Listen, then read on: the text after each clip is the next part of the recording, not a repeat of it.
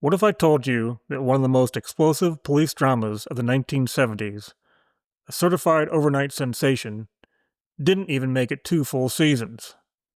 Its theme song topped the Billboard charts, its characters filled toy store shelves, it dominated headlines, and then it was gone.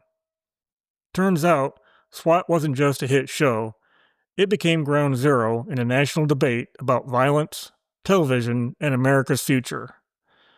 And the story behind it? It's louder, messier, and more controversial than you think. I watched S.W.A.T during its original run. Back then, I just thought it was the coolest show on TV. But looking back at it now, 50 years later, I started asking a different question. How can a show this successful burn out so fast, and still leave a mark so deep? This is a raw, untamed story of S.W.A.T. The story of S.W.A.T actually begins as a guest appearance on someone else's show. By the mid-70s, Aaron Spelling and Leonard Goldberg were the undisputed kings of network TV, and their hit series of Rookies had built a loyal audience. But they wanted something grittier. Writer Robert Hamner, a veteran of cop shows, delivered a gripping 2-part episode of The Rookies called S.W.A.T, where a heavily armed gang overwhelms the police, and only a specialized tactical unit can restore order. It was the audience's first look at Lieutenant Dan Hondo Harrelson and his team. The episodes were an instant sensation, pulling in massive ratings. Viewers were captivated by this new brand of law enforcement, disciplined, tactical, and packing serious firepower. ABC executives, seeing dollar signs, practically fell over themselves to greenlight a spin-off series. S.W.A.T was rushed into production to air as a mid-season replacement, a high-pressure slot where a show has to perform immediately or risk cancellation. Just 1 week after the double episode aired on The Rookies, Episode 1 of S.W.A.T premiered on February 24, 1975.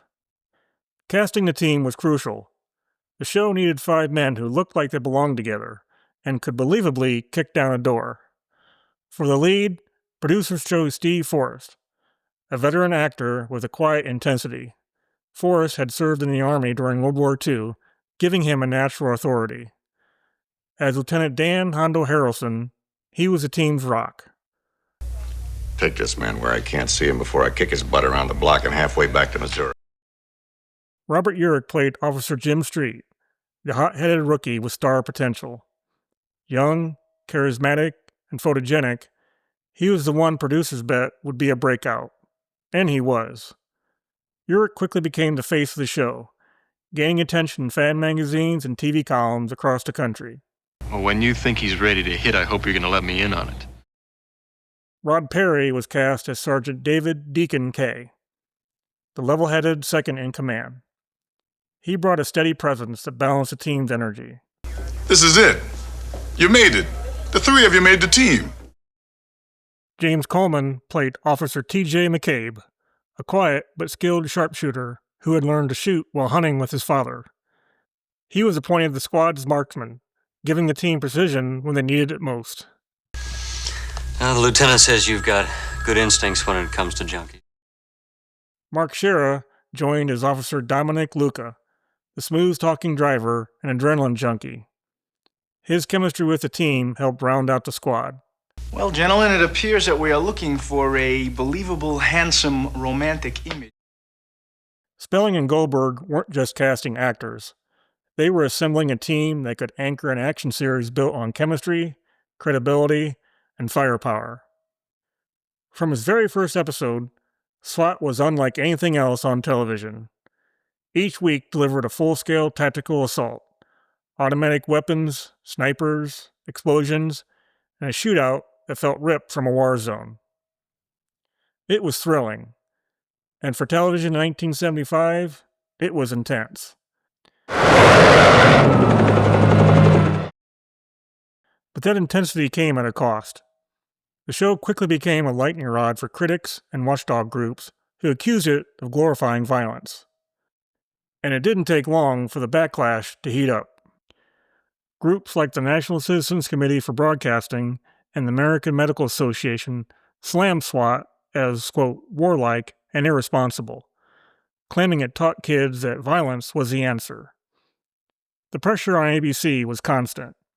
Censors clashed with producers, demanding cuts, edits, and softened scripts.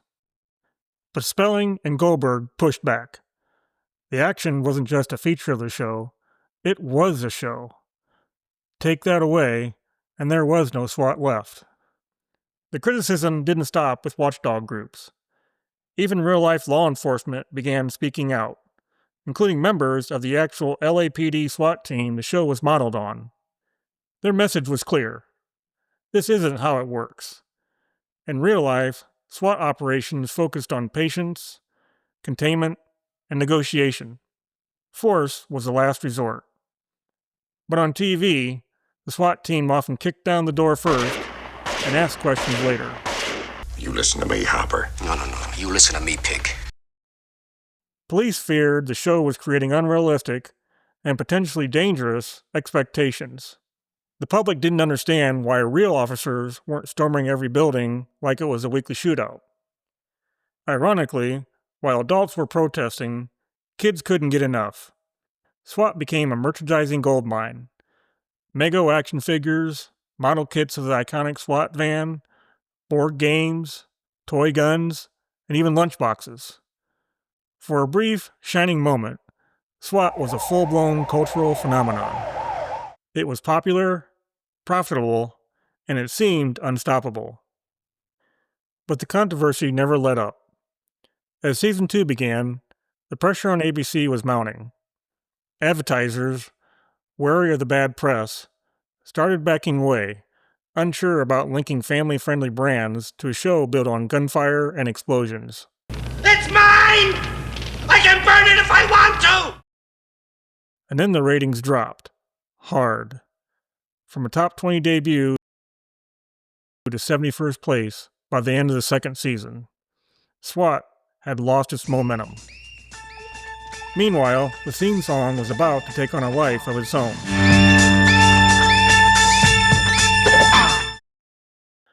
Record producer Steve Barry had a 6-year-old son who loved SWAT and kept asking for a copy of the theme song.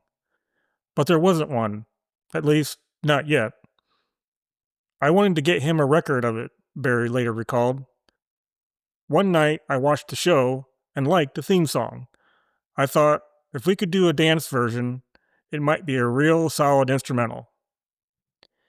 He brought in Michael Martian to arrange the song and recorded it as a member of the newly formed disco-funk band Rhythm Heritage. The result? A pop culture bombshell that hit number 1 on the Billboard Hot 100 in early 1976. It's been suggested that ABC executives weren't thrilled that the music had become more famous than the show itself. A sign, perhaps, that SWAT was turning into a novelty. Look, this started as a job, but now there's no way I'm not going to see it through. That gave them the out they needed. In the spring of 1976, after just 37 episodes, ABC pulled the plug on one of the era's most explosive and short-lived TV sensations. The cancellation sent a clear message. There was a line networks wouldn't cross, no matter how popular a show was. But by then, SWAT's legacy was already locked in. It kicked down the door for a new kind of police drama, gritty, tactical, and built around elite teams. The look, the pacing, and the style all became the blueprint. SWAT may have been too intense for its time, but it captured the fear and urgency of a restless era and turned it into pure action. It burned hot, it burned fast, and 50 years later, we're still talking about it.